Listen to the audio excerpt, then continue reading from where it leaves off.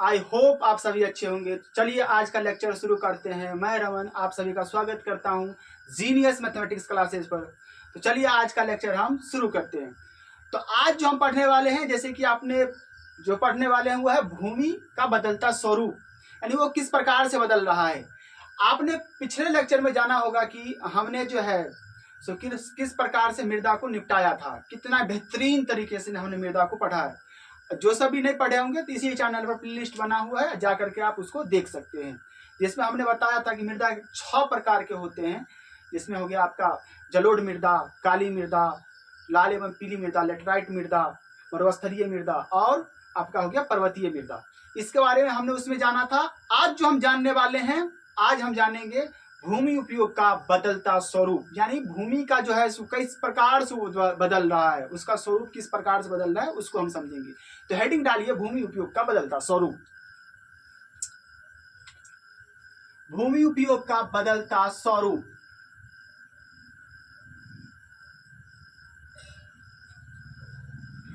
भूमि उपयोग का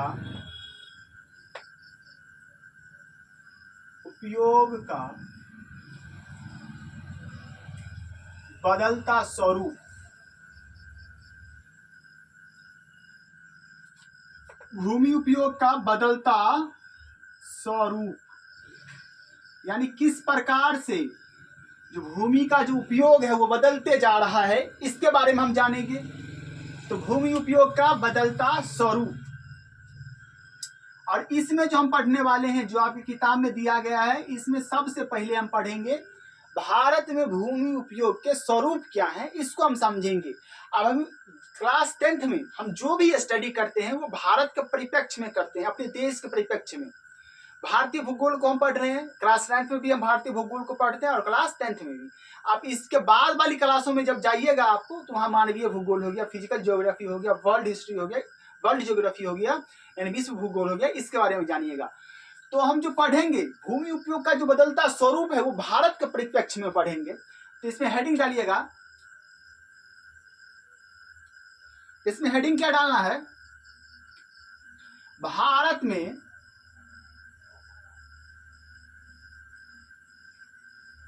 भूमि उपयोग के स्वरूप। इसमें हम समझेंगे कि भारत में भूमि को किस प्रकार से उपयोग किया जा रहा है। यहाँ की मिट्टी, यहाँ की भूमि को किस प्रकार से यहाँ व्यक्ति जैसे उपयोग कर रहा है। उपयोगिता किस पर निर्भर करेगी? मानव पर ना। मानव उसको किस तरीके से उपयोग करना चाहे। जैसे कोई भूमि है, कोई लैंड है, तो वहां पर अगर मानव चाहेगा तो खीरा भी लगा सकता है, चाहेगा तो वो कटहल भी लगा सकता है, चाहेगा तो वो वहां पर झाड़ियां भी लगा सकता है जिससे कुछ नहीं मिल सकता है। तो वो सब कुछ किस पर डिपेंड करेगा? वो मानवों पर करेगा कि वो करना क्या चाहता है। वो जो चीज चाहेगा वो कर जाएगा। तो वहीं पे क्या है, भारत में भूमि उपयोग। तो भारत में भूमि उपयोग का स्वरूप, भारत में भूमि उपयोग का स्वरूप क्या है, इसको हम समझेंगे। जो भारत में भूमि उपयोग का स्वरूप है, ये 2 कारकों पर निर्भर करता है। तो भू उपयोग के 2 प्रमुख कारक हैं, 2 प्रमुख कारक हैं। और ये 2 प्रमुख कारक कौन है, इसको हम समझेंगे। तो पहला कारक है आपका, पहला क्या हो जाएगा? तो पहला हो जाएगा आपका भौतिक कारक, यानी फिजिकल रीजन। और दूसरा क्या हो जाएगा आपका? तो दूसरा हो जाएगा आपका, पहला तो हो गया भौतिक कारक, दूसरा हो गया मानवीय कारक। भौतिक कारक भी होगा ना, क्योंकि अब कोई चाहे कि पथरीली भूमि में जाकर के हम चाय की खेती कर लेते, ऐसा हो सकता है। लेकिन मानवीय कारक भी होगा दूसरा, कि मानव उसका उपयोग किस प्रकार से करना चाहिए। जैसे जलोढ़ मृदा, यहाँ पर गेहूं भी उपजता है और मकई भी, और वो चाहे तो मकई का उपयोग कर सकता है, उपजा सकता है, या गेहूं का। तो वहां पर किस पर डिपेंड करेगा? वो मानवों पर, जहां पर बहुत सारे फसल उपजाए जा सकते हैं। तो इसमें जो हम समझने वाले हैं भौतिक कारक और मानवीय कारक। भौतिक कारक क्या है और मानवीय कारक क्या है, इसको हम समझेंगे। और इसमें विशेष रूप से हम बात जो करने वाले हैं वो करने वाले हैं कि भूमि उपयोग को किस प्रकार से इसका बदलाव हो रहा है, मतलब किस प्रकार से इसको जैसे नुकसान पहुंच रहा है, इसी को हम समझेंगे। हम ये इसमें नहीं समझने वाले हैं कि इस पर किसकी किसकी खेती की जाती है, ये तो हमने पिछले लेक्चरों में जान लिया था। इसमें जो हम समझने वाले हैं, हम समझेंगे कि कहाँ कहाँ किस प्रकार से भूक्षरित हो रहा है, किस प्रकार से मिट्टी का जैसे प्रदूषित हो रहा है, किस प्रकार से वो बंजर बन रहा है, बंजर बनने की ओर जा रहा है, इसको हम समझेंगे। तो पहला हेडिंग डालिए भौतिक कारक। इसमें पहले हम समझते हैं भौतिक कारक क्या है। जो भगवान जो प्रकृति द्वारा प्रदत्त है वो सब क्या होगा, भौतिक कारक होगा। जो भगवान ने दिया है, जो प्रकृति द्वारा प्रदत्त है, वो क्या होगा, भौतिक कारक होगा। जो नेचर में उपलब्ध है और जो हम सब बना रहे हैं, जो इसका उपयोग हम सब कर रहे हैं, वो मानवीय कारक होगा। तो पहला क्या हो जाएगा, भौतिक कारक। तो भौतिक कारक के अंतर्गत कौन कौन आता है, इसको हम समझेंगे। भौतिक कारक, भौतिक कारक, हेडिंग डालिए भौतिक कारक। तो भौतिक कारक में कौन कौन से चीजें आएंगी, इसमें पहला आएगा भू आकृति। मतलब भू आकृति कैसी है, भू आकृति।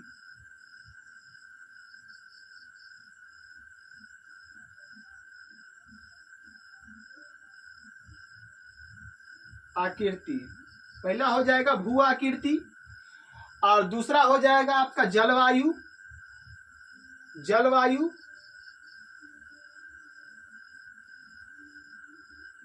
और तीसरा हो जाएगा आपका और क्या हो सकता है, पहला हो जाएगा भू आकृति, दूसरा हो जाएगा जलवायु, और तीसरा हो जाएगा आपका मृदा। यानी मृदा किस प्रकार से, मिट्टी काली है, जलोढ़ है। जलवायु कैसा है, ग्रीष्म ऋतु रहता है यहाँ पर अधिकतर, या फिर शीत ऋतु रहता है, ठंडी रहता है या गर्मी रहता है। और भू आकृति कैसा है, पहाड़ी इलाका है, मैदानी इलाका है या पठारी है। तो भू आकृति का मतलब वो कैसा, या पहाड़ी हो सकता है, या मैदानी हो सकता है, या पठारी हो सकता है। और दूसरा क्या हो सकता है, या तो जलवायु क्या हो सकता है, जलवायु तो 5 प्रकार जलवायु भी हो सकता है, वहां पर जलवायु कैसा किस प्रकार से कैसे बदल रहा है। मृदा भी हो सकता है वहां पर, या तो काली मृदा होगा, लेटराइट मृदा होगा, या जलोढ़ मृदा होगा, यही सब तो हो सकता है।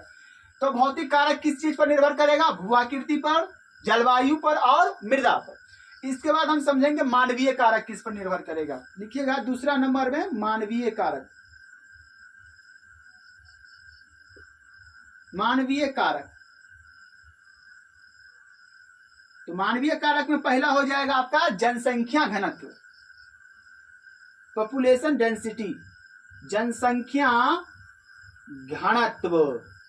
पहला हो जाएगा जनसंख्या घनत्व, दूसरा हो जाएगा आपका, पहला हो जाएगा जनसंख्या घनत्व, दूसरा हो जाएगा आपका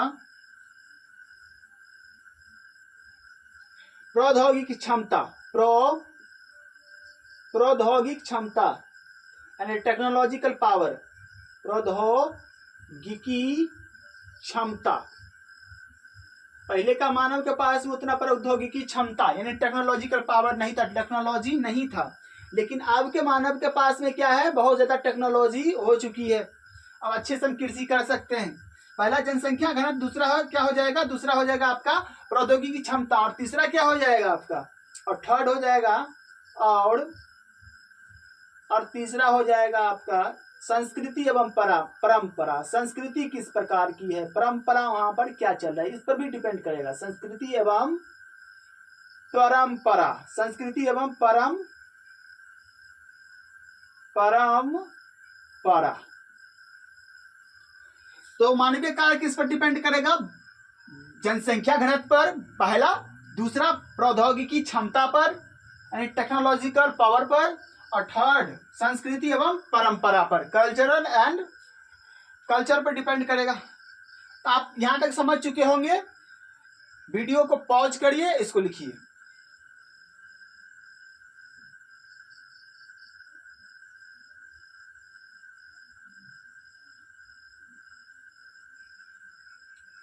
यहां तक आप लिख लिए होंगे। अब जो हम समझने वाले हैं वो समझेंगे कि भारत में कितना भूमि उपलब्ध है, भारत का क्षेत्रफल कितना है, और उसके कितने भूमि का वो उपयोग कर रहा है, कितने भूमि का सर्वेक्षण आंकड़ा उपलब्ध है, कौन कौन से राज्यों में कृषि ज्यादा होती है और कौन कौन से राज्यों में कृषि कम होती है। और इसके बाद जो हम समझने वाले होंगे वो समझेंगे कि कितने प्रतिशत भूभाग पर वन होना आवश्यक है जिससे पर्यावरण संतुलित बना रहे। तो पहला हम जो समझने वाले हैं वो हम समझेंगे कि भारत का क्षेत्रफल कितना है। तो लिखिएगा भारत का क्षेत्रफल, भारत का क्षेत्रफल, भारत का क्षेत्रफल।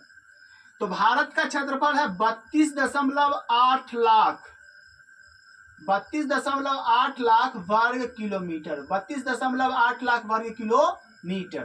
भारत का क्षेत्रफल कितना है? 32.8 लाख वर्ग किलोमीटर। लेकिन जब सर्वेक्षण हुआ तो 93% भूमि का ही सर्वेक्षण हो पाया। आप पूछिएगा सर जी ऐसा क्यों है कि हम 93% भूमि का ही सर्वेक्षण कर पाते हैं? तो आप जानते होंगे कि जो हमारा भारत है उसका जो कश्मीर वाला इलाका है, जो लद्दाख वाला इलाका है, कुछ ने चाइना कब्जा रखा है और कुछ पाकिस्तान ने कब्जा कर रखा है, जिसके कारण से जो है हम 93% हिस्सा का ही भूमि सर्वेक्षण का आंकड़ा उपलब्ध करवा पाते हैं, भूमि सर्वेक्षण कर पाते हैं। तो यहाँ पर लिखेंगे कि 32.8 लाख का कितना 93% भू आंकड़ा ही उपलब्ध है, प्रतिशत भू आंकड़ा ही उपलब्ध है। कितना? 93% भू आंकड़ा ही उपलब्ध है। और 93% क्यों है? क्योंकि जो आपका पीओके है यानी पाक ऑक्युपाइड कश्मीर है, और जो सीओके है यानी चाइना ऑक्युपाइड कश्मीर है, जो चाइना ऑक्युपाइड कश्मीर है, जो पाक ऑक्युपाइड कश्मीर है, वो भारत का अभिन्न हिस्सा है, अभिन्न अंग है, लेकिन उन्होंने चाइना कब्जा करके रखा है। इसलिए हम 93% भागों पर ही हम कब्जा, 93% भागों का ही भू सर्वेक्षण हम कर पाते हैं। तो इसका रीजन कोई पूछ ले तो रीजन क्या हो जाएगा? रीजन हो जाएगा PoK and COK, PoK and COK. ठीक है, इसका रीजन क्या है? PoK and COK. पीओके मतलब पाक ऑक्युपाइड कश्मीर और सीओके मतलब चाइना ऑक्युपाइड कश्मीर। यहां तक समझ में आ गया होगा। अब हम समझते हैं कि भारत के कौन कौन से भागों में, आपकी किताब में एकदम थ्योरी जैसे दिया है, इसको शॉर्ट फॉर्म में जिस प्रकार से आपको जीएस याद रह सके, जिस प्रकार से आपको ज्योग्राफी याद रह सके, उस प्रकार से छोटा छोटा फॉर्म में हम बना करके लिखते हैं। और इस प्रकार से अगर कोई नोट्स बनाता है, कोई पढ़ता है, तो उसको ज्यादा समय तक याद रहता है। इसलिए हम इस स्ट्रेटजी का फॉलो करते हैं। तो हम समझेंगे कि भारत में कहाँ कहाँ जो है सो भूमि का बहुत ज्यादा उपयोग किया जाता है, खूब उपयोग होगा, और कहाँ कहाँ इसका उपयोग बहुत कम होता है, इसको भी हम समझेंगे। तो हेडिंग डालिए, तो लिखिएगा पहला है, समझते हैं पहला जो भूमि का खूब उपयोग होता है। उसका तो हम समझेंगे 4 ऐसा राज्य जहां पर भूमि का बहुत कम उपयोग होता है। तो भूमि का जहां पर बहुत ज्यादा उपयोग होता है वो कौन कौन से राज्य हो जाएंगे? पंजाब और हरियाणा। जब हरित क्रांति हुआ तो सबसे ज्यादा असर किस पर पड़ा? पंजाब और हरियाणा पर। क्या हो जाएगा? पंजाब और हरियाणा, पंजाब और हरियाणा। पंजाब और हरियाणा का जो किसान है, यहाँ पर जो खेती होती है वो 80% इलाकों पर होती है। कितने प्रतिशत? 80%, 80% भागों पर खेती, भागों पर खेती। लेकिन अगर वही हम नॉर्थ ईस्ट में जाएं या अंडमान निकोबार द्वीप समूह पर जाएं तो वहां पर मात्र 10% से भी कम क्षेत्र उपजाऊ है, भूमि वहां पर उपयोग होता है। तो उसको भी हम लिखेंगे। तो क्या हो जाएगा आपका जो नॉर्थ ईस्ट का जो इलाका है, तो नॉर्थ ईस्ट का इलाका कौन कौन हो जाएगा? आपका हो जाएगा अरुणाचल प्रदेश, अरुणाचल प्रदेश,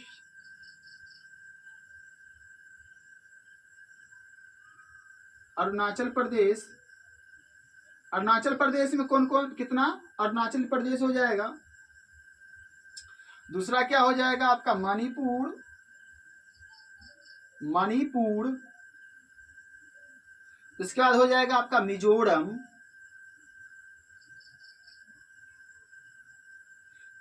उसके बाद हो जाएगा आपका अंडमान एवं निकोबार द्वीप समूह, अंडमान एवं निकोबार द्वीप समूह, निकोबार द्वीप समूह। अरुणाचल प्रदेश पहला हो जाएगा, दूसरा हो जाएगा मणिपुर, तीसरा हो जाएगा मिजोरम, चौथा हो जाएगा अंडमान एवं निकोबार द्वीप समूह। तो ये सब जो इलाका है, यहां पर मात्र 10% से भी कम क्षेत्रों पर खेती होती है। 10% से भी कम क्षेत्रों पर खेती कितना से कम प्रतिशत क्षेत्रों पर होती है? 10% से भी कम क्षेत्रों पर यहाँ पर खेती होती है। यहां तक आपने समझ लिया होगा। इसको वीडियो को पॉज करिए, इसको लिखिए। पॉइंट है, पहला नोट पॉइंट क्या हो जाएगा आपका? पहला नोट पॉइंट है, किसी भी देश में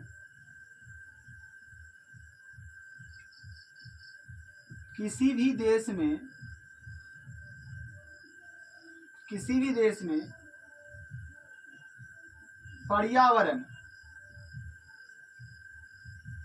संतुलन के लिए उसके 33% भूभागों पर वन आच्छादित होना चाहिए। वन का विस्तार होना चाहिए। विस्तार सही शब्द रहेगा, आच्छादित की जगह पर विस्तार होना चाहिए। कितने प्रतिशत जगहों पर? आपका आंसर होना चाहिए 33% भूभाग पर। जितना उसका क्षेत्रफल होगा उसके 33%। जैसे भारत का क्षेत्रफल कितना है? 32.8 लाख वर्ग किलोमीटर। तो उसके 33% भूभाग पर क्या होना चाहिए? वन का विस्तार होना चाहिए। लेकिन ऐसा है? ऐसा बिल्कुल नहीं है। भारत में जितना भी वन है और उसका प्रतिशत निकाला जाए भूमि के साथ, 32.8 लाख वर्ग किलोमीटर भारत का क्षेत्रफल है। और उसमें देखा जाए तो कितना प्रतिशत भूभाग पर वन है? तो मात्र 19.5% भूभाग पर ही वन उपलब्ध है। हम इसको भी लिख लेंगे। भारत में, अगला पॉइंट लिखिएगा। अगला पॉइंट क्या हो जाएगा? भारत में मात्र 19.5% क्षेत्र पर ही वन का विस्तार है। वन का विस्तार है। कितने प्रतिशत क्षेत्रों पर? मात्र 19.5% क्षेत्र पर ही किसका विस्तार है? वन का विस्तार है। और एक महत्वपूर्ण पॉइंट और लिखिएगा जो ऑब्जेक्टिव के रूप में पूछा जा सकता है बिहार बोर्ड में, VVI लिख करके लिखिएगा। तो राष्ट्रीय वन नीति, राष्ट्रीय वन नीति कब आया? ये पूछता है, अधिकतर बार पूछ भी लेता है। राष्ट्रीय वन नीति इंपोर्टेंट करके लिखिएगा। राष्ट्रीय वन नीति, राष्ट्रीय वन नीति, राष्ट्रीय वन नीति। तो राष्ट्रीय वन नीति कब आया? ये पूछता है अक्सर बार। तो आपका जवाब होना चाहिए राष्ट्रीय वन नीति आया था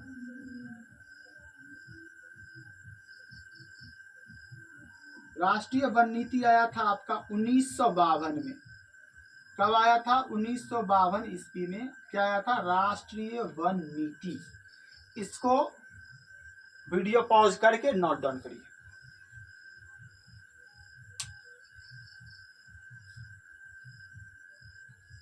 आपने लिख लिया होगा। इसको हम मिटा रहे हैं। अब जो हम समझने वाले हैं वो समझेंगे भूक्षरण और भू संरक्षण के बारे में। आपने यहां तक तो समझ लिया होगा। अब जो हम समझने वाले हैं वह समझेंगे भूक्षरण और भू संरक्षण के बारे में। भूक्षरण और भू संरक्षण के बारे में। भूक्षरण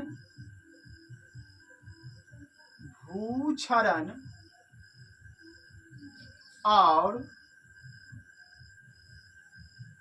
भू संरक्षण के बारे में। भू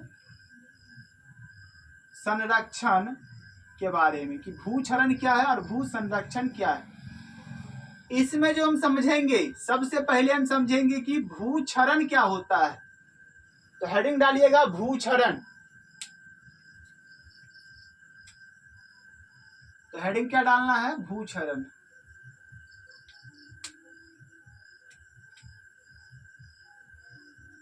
भूक्षरण,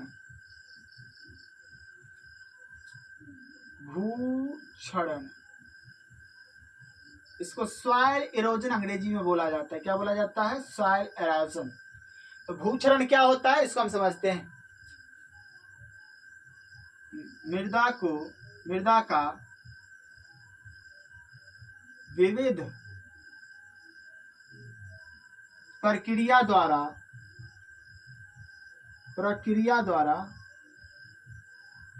अपने जगह से स्थानांतरित होना, अपने जगह से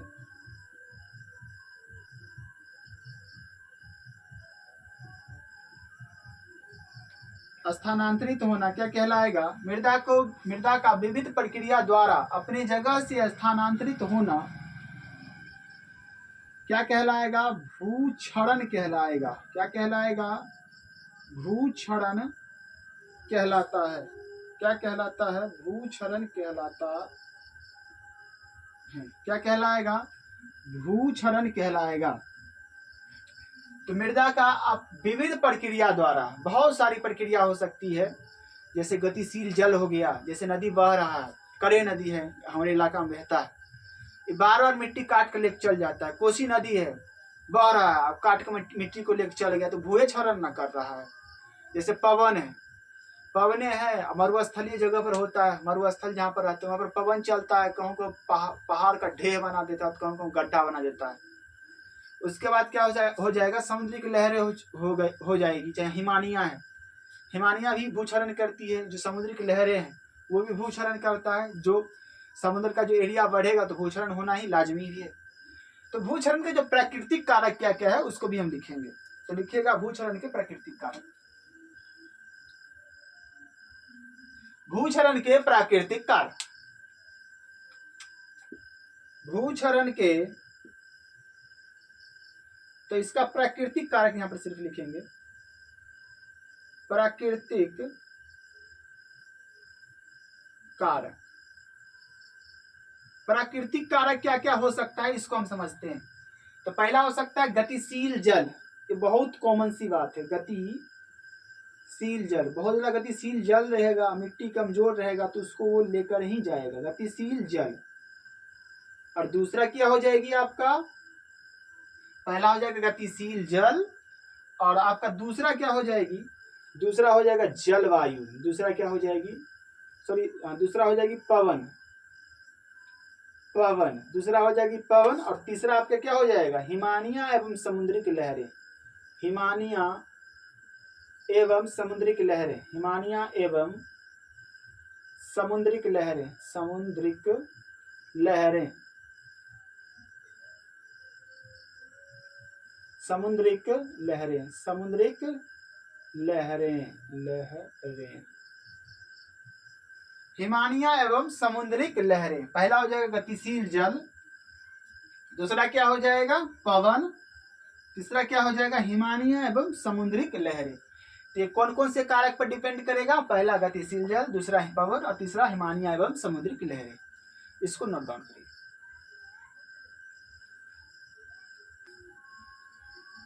यहां तक लिख लिया होगा। अब जो हम समझने वाले हैं वो समझेंगे कि अनावृष्टि क्या होता है। अनावृष्टि का मतलब है कोई पर्वत है, जैसे ये देखिए, ये आपका क्या है? ये पर्वत एक श्रृंखला है, ये पर्वत है, ये पर्वत श्रृंखला है। ये क्या होता है? ये पर्वत श्रृंखला है।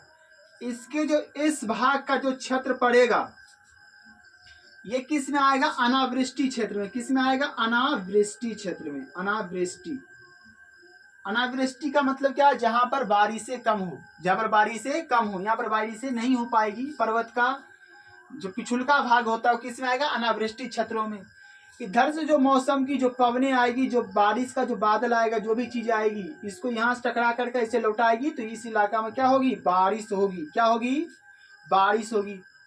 क्या होगी? बारिश होगी। यहाँ पर बादल बनेगा और बादल बनने के बाद क्या होगी? बारिश होगी। तो इधर का जो इलाका होगा वो उपजाऊ होगा, हरा भरा होगा। इसे जैसे वृष्टि छाया भी बोलते हैं। ये किस में पड़ जाएगी बताइए? वृष्टि छाया में पड़ जाएगी, यानी अनावृष्टि में पड़ जाएगी। तो यहाँ पर क्या हो जाएगा? बरसात नहीं होगी, जलवायु शुष्क हो जाएगी, तो इसके बारे में हम लिखेंगे कि अनावृष्टि होने से मृदा पर क्या क्या असर पड़ता है। तो इसके बारे में एक महत्वपूर्ण सा लाइन लिखेंगे, नोट करिएगा आप सभी भी।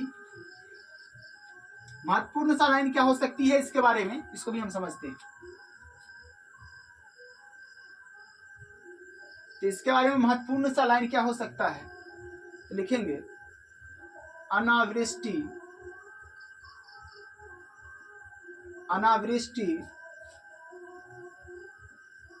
वाले क्षेत्रों में मृदा, आपका जो मिट्टी होता है, मृदा होता है, मृदा शुष्क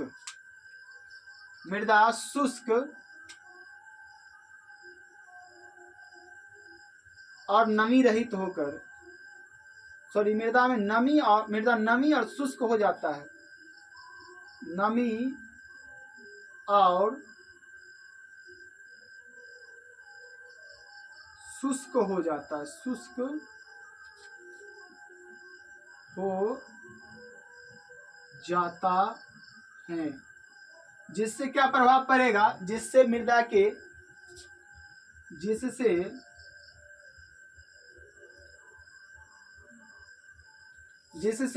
के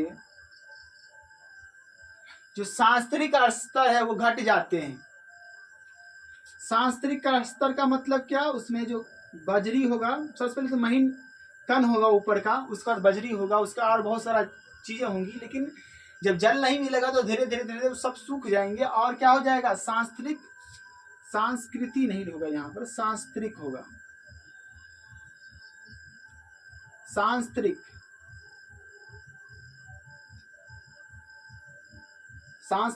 स्तर घट जाती है और इससे क्या होगा, और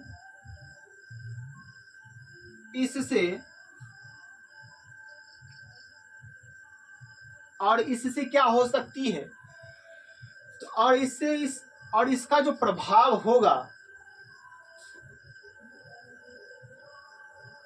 और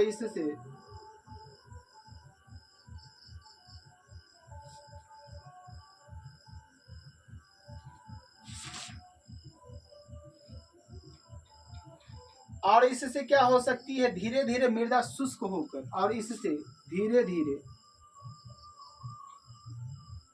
धीरे मृदा शुष्क होकर प्राकृतिक अपरदन कारकों द्वारा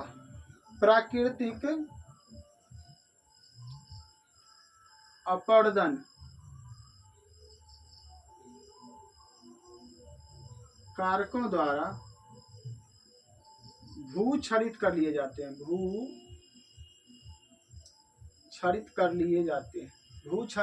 लिए जाते हैं। क्या होगा, प्राकृतिक अपरदन कारकों द्वारा भूक्षरित कर लिए जाते हैं। प्राकृतिक अपरदन कारकों द्वारा भूक्षरित कर लिए जाते हैं। यहां तक इसको नोट करिए। एक बात और नोट करना है, ध्यान से इसको भी लिखिएगा, ये महत्वपूर्ण फैक्ट है कि भारत में 13 करोड़ हेक्टेयर भूमि का निम्नीकरण हुआ है, इसको भी लिखना है। हेक्टेयर भूमि का निम्नीकरण हुआ है, यानी कम उपजाऊ हो गया है, वो निम्नीकरण हुआ है। भारत के 93 हेक्टेयर भूमि का निम्नीकरण हुआ है। ये महत्वपूर्ण फैक्ट है, इंपोर्टेंट है, इस सबको लिखिए।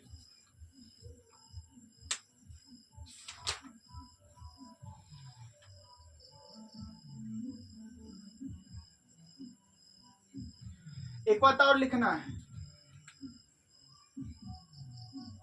इस निम्नीकृत भूमि का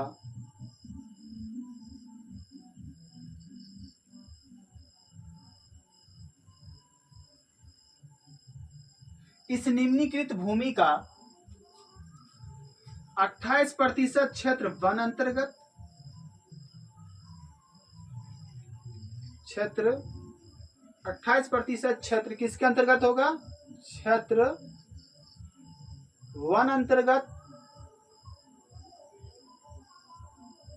और जो आपका 56% क्षेत्र, 58% क्षेत्र, ये किसके अंतर्गत होगा? जो आपका 58% क्षेत्र, यहाँ पर 26 कर लीजिएगा, यहाँ पर जो 58% जो क्षेत्र होगा ये आपका होगा जल अंतर्गत। किसके अंतर्गत होगा? जल अंतर्गत। किसके अंतर्गत? जल अंतर्गत होगा। यहां तक आपको समझ में आ चुका है? इसको नोट डाउन करिए। आपने यहां तक इसको लिख लिया होगा। अब हम समझेंगे कि वनोन्मूलन क्या है। अब जो हम समझने वाले हैं वो समझेंगे वनोन्मूलन क्या है, भूमि निम्नीकरण के कारक क्या है, कि भूमि निम्नीकरण आखिर होता क्यों है। इसमें जो हम सबसे पहला पढ़ने वाले हैं वनोन्मूलन पढ़ेंगे। उसके बाद पढ़ेंगे अति जल सिंचन, मतलब बहुत ज्यादा अगर सींचते हैं, बार बार सिंचाई कर रहे हैं, बार बार जब पानी की आवश्यकता भी नहीं है तब भी क्या है। पशुचारण क्या है, अति पशुचारण क्या है, खनन क्या है। अगर रासायनिक उर्वरकों का अत्यधिक उपयोग करते हैं तो इससे क्या प्रभाव पड़ता है, इसके बारे में हम समझेंगे। तो इसको पहले मिटा देते हैं, इसके बाद हम ये लिखेंगे। नोट करिएगा आप,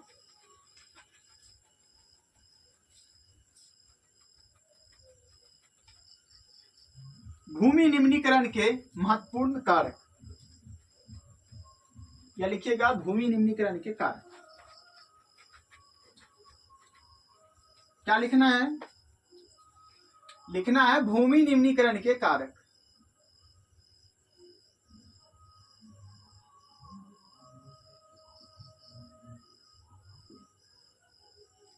भूमि निम्नीकरण के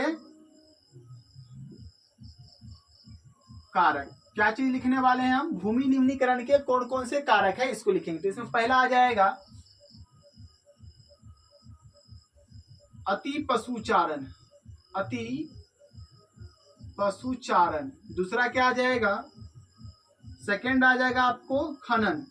अति पशुचारण का मतलब क्या होता है कि तो पशुचारण होता है, जो पशुचारण भूमि है, जहाँ पर चौर टाल का जो क्षेत्र होता है, जहाँ पर पानी कम रहती है, जहाँ पर घास खूब उगता है, वहां पर पशुचारण होता है। पशुचारण, अति पशुचारण होने से क्या होगा? वहां की भूमि क्या हो जाएगी? बंजर हो जाएगी। और दूसरा क्या हो सकता है? खनन हो सकता है। जो कृषि वाला इलाका है वहां पर कोयला मिला तो आपने क्या किया? वहां पर खनन करना स्टार्ट कर दिया तो वो भी भूमि नष्ट ही हो गई ना। तो दूसरा क्या हो जाएगा? खनन हो जाएगा। क्या हो जाएगा? खनन। और तीसरा आपका क्या हो जाएगा? वनोन्मूलन। आप तो वृक्षों को एकदम काट रहे हैं खतरनाक तरीके से, खत्म खत्म ऐसे करके काट रहे हैं। लेकिन ऐसा करने से क्या हो जाएगा?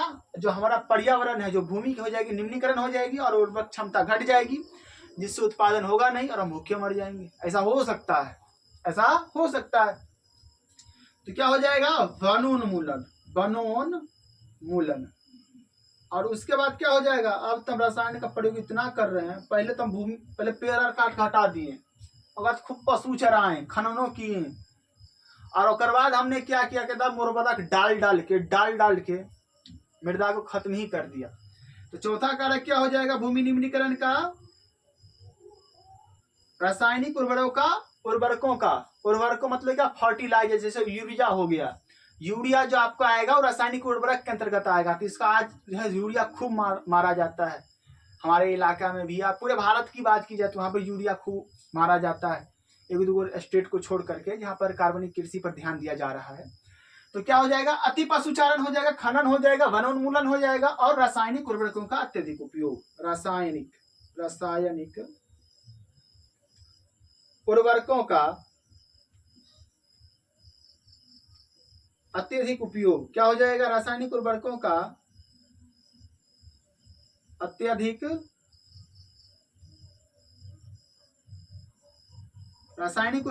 अत्यधिक उपयोग। पहला क्या हो जाएगा? अति पशुचारण। दूसरा हो जाएगा खनन। तीसरा हो जाएगा वनोन्मूलन। चौथा हो जाएगा रासायनिक उर्वरकों का अत्यधिक उपयोग। ये चार कारक होंगे जो भूमि निम्नीकरण को क्या करेंगे? प्रभावित करेंगे। इसके बाद हम समझते हैं जल क्रांतता क्या होता है। इसको तब तक नोट करिए।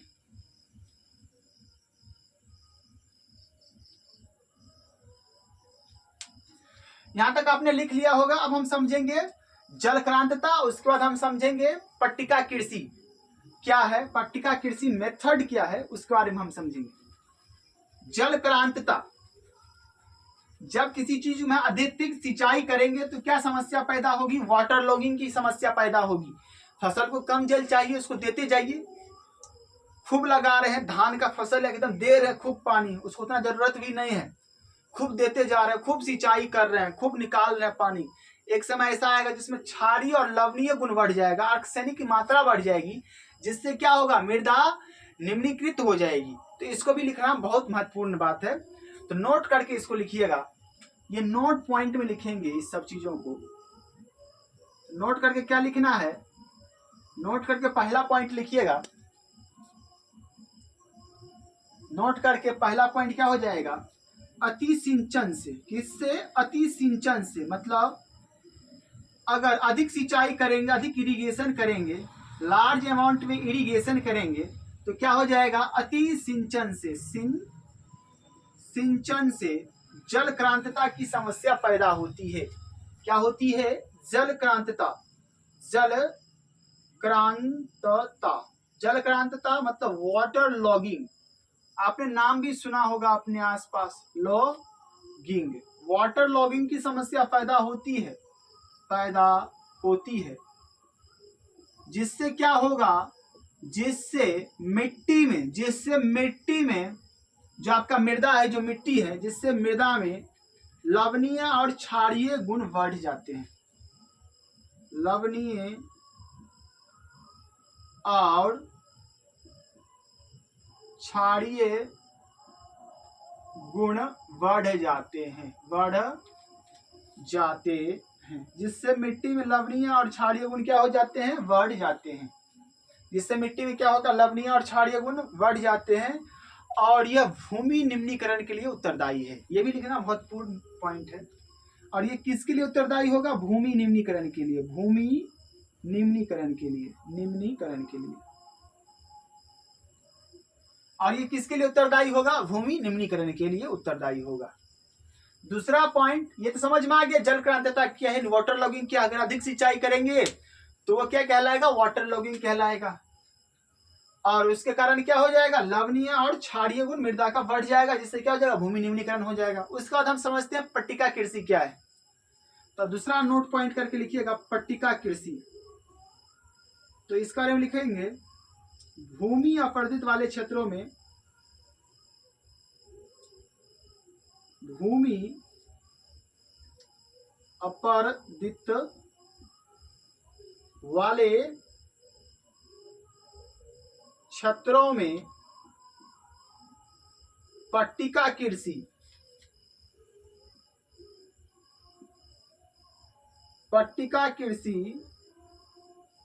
श्रेयस्कर है, मतलब उत्तम है। अब श्रेयस्कर है। आप सोच रहे होंगे सर जी पट्टिका कृषि क्या है, तो हम इसको भी समझेंगे कि पट्टिका कृषि इसका मतलब क्या है, पट्टिका कृषि का मतलब क्या है, तो इसको हम यहाँ समझते हैं। पट्टिका कृषि का मतलब होता है फसलों के बीच में घास की पट्टियां लगाना, जिससे मृदा का अपरदन नहीं होगा। जो पवने चलेंगी वो उसको उड़ा के नहीं ले जाएगी, जो हवा चलेगा उसको उड़ा करके नहीं ले जाएगा, मिट्टियां उड़ेगी नहीं तो मिट्टियां संरक्षित रहेगी। ऐसा कहाँ उपयोग, इसका ज्यादा उपयोग किया जाएगा, राजस्थानी जो बाला इलाका है, जहाँ राजस्थान है, वहां का जो इलाका है, वहां पर राजस्थान का जो पश्चिमी इलाका है, अधिकतर वहां पर इसका उपयोग किया जाता है। इसको भी हम लिखेंगे। पट्टिका कृषि क्या है, तो हम लिखेंगे फसलों के बीच घास की पट्टियां विकसित करना। फसलों के बीच घास की पट्टियां विकसित करना।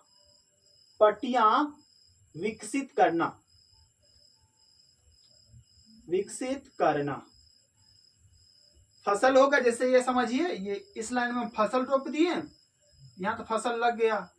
अब फिर एक लाइन छोड़ करके हम क्या करते हैं, यहाँ पर समझिए ये मेरा एक पट्टी ये हो गया, यहाँ ये हो गया। यहाँ पर हमने क्या किया, पौधा लगा दिया ऐसे करके, ऐसे पौधा लग रहा है, यहाँ पर पौधा ऐसे लग रहा है, खड़ा सा पौधा, यहाँ पर क्या लग गया है, पौधा ऐसे करके। और फिर हम तो थोड़ा जगह छोड़ करके लगाते हैं, जैसे इतना हम जगह हमने छोड़ दिया, फिर यहाँ हम लगा देंगे, क्या लगा देंगे, दूसरा पौधा लगा देंगे। यहाँ इतना जगह पर दूसरा पौधा यहाँ लगेगा, दूसरा पौधा यहाँ लगेगा। ये पौधा लग रहा है यहाँ लग रहा है, मिट्टी है। ये तीसरा पौधा यहाँ लगेगा, और इसके जो बीच वाला इलाका पड़ा, ये पवन द्वारा क्या हो सकता है, अपरदित होने का खतरा रहता है। तो यहाँ पर हम क्या कर सकते हैं कि घास की पट्टियां ऐसे लगा देंगे। जब घास की पट्टियां यहाँ पर हम लगा देंगे, विकसित कर देंगे, तो यहाँ का भूमि का अपरदित होना, यहाँ का जो भूक्षरण होना वो संभव नहीं होगा, और हमें क्या हो जाएगी, अधिक लाभ प्राप्त होगा, अधिक उपज होगा इसके माध्यम से। इसके बाद हम लास्ट पॉइंट जो लिखने वाले हैं इस चैप्टर का, समझिए लास्ट पॉइंट है और बहुत महत्वपूर्ण पॉइंट है, VVI है, उसको लिखेंगे। बहुत बार एग्जामों में पूछा भी गया है। ये क्या है, ये है लास्ट पॉइंट है कि आपसे पूछा जाएगा कि मेढक के प्रजनन को नष्ट करने वाला रसायन कौन सा है। तो इसको लिखेंगे, मेढक को प्रजनन को नष्ट करने वाला रसायन का नाम है एंड्रीन। तो लिखेंगे एंड्रीन मेढक के प्रजनन को नष्ट करने वाला रसायन है। मेढक के प्रजनन को नष्ट करने वाला रसायन है, नष्ट करने वाला रसायन है। किसको नष्ट करने वाला रसायन है, मेढक के प्रजनन को नष्ट करने वाला रसायन है कौन, एंड्रीन। एंड्रीन जो है तो किसको नष्ट करेगा, मेढक के प्रजनन को। किसको, मेढक के प्रजनन को। तो पहले हमने क्या समझा कि अति सिंचन से क्या होगी, वाटर लॉगिंग की समस्या पैदा होगी, यानी जलक्रांतता होगा, और उससे क्या होगा, लवणीय और क्षारीय गुण बढ़ जाएंगे, और क्या हो जाएगी, भूमि निम्नीकृत हो जाएगी। उसके बाद हमने समझा कि भूमि अपरदित वाले क्षेत्रों में कौन सी कृषि की जाती है, पट्टिका कृषि। कौन सी कृषि की जाएगी, पट्टिका कृषि, और फसलों के बीच घास की पट्टियां विकसित करने पर आधारित है ये। और उसके बाद हमने समझा कि एंड्रीन मेढक के प्रजनन को नष्ट करने वाला रसायन है। किसको नष्ट करने वाला रसायन है, मेढक के प्रजनन को। आई होप आप यहां तक समझ चुके होंगे। इसी के साथ ये चैप्टर भी आपका खत्म हो रहा है। अब हम मिलेंगे नेक्स्ट क्लास में नेक्स्ट चैप्टर के साथ। तब तक खुश रहिए, मस्त रहिए। मेरे तरफ से आप सभी को जय हिंद।